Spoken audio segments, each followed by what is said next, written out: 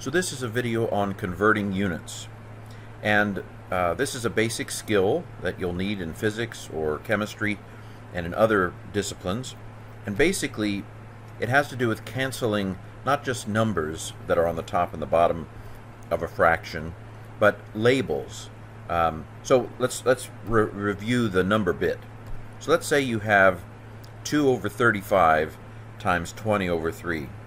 Now you can just multiply it out and simplify, or you can cancel some stuff out before you multiply to make it easier. So like, for example, 35 is 5 times 7, and 20 is 5 times 4. So you have a 5 in the bottom and you have a 5 in the top. Those cancel each other out, and so you're left with 2 over 7 times 4 over 3. And so we cancel out the 5s, multiply 2 times 4 and get 8. Multiply 7 times 3 and get 21.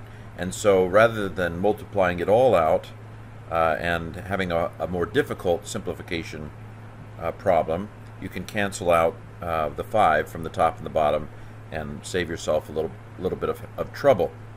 Now what's interesting in chemistry and physics is that you can do the same thing with labels. And what I mean by labels are things like miles per hour or hours per minute, and so forth. You can cancel them out.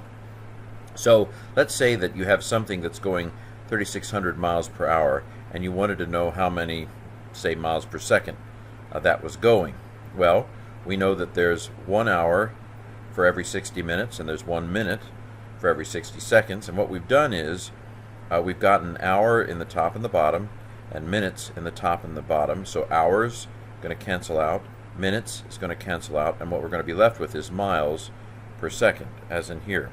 And I made up these numbers so it would come out easy. So 60 times 60 is 3,600. So we have a 3,600 in the top and a 3,600 in the bottom. It cancels out and becomes 1. So 3,600 miles per hour is 1 mile per second. So you see how the labels cancel out. Not just numbers can cancel out, as in the 3,600, 3,600, but the labels can cancel out. And so by setting it up right, you could have flipped this.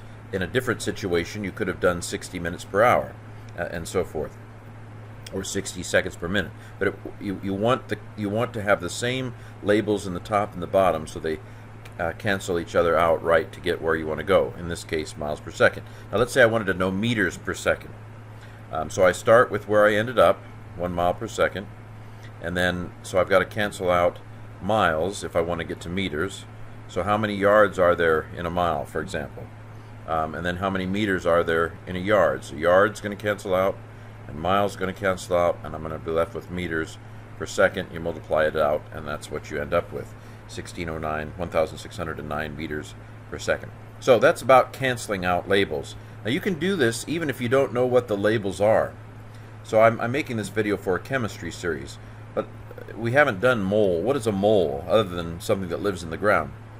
Something you're going to find out about later on, in chemistry. You might know what a gram is, or you might not. So there are 12. Let's say you have 12 grams per mole of some carbon out there.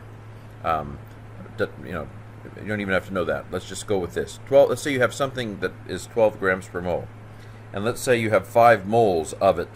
Now you don't even know what a mole is yet, maybe, and yet, by just following the labels, you know that mole on the bottom is going to cancel out mole on the top.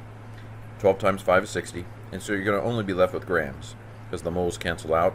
So this is going to be 60 grams. So if you have 12 grams per mole of something, carbon, and you have 5 moles of it, then I know you have 60 grams of that carbon. Don't worry about the carbon, that comes later. This is called the factor label method.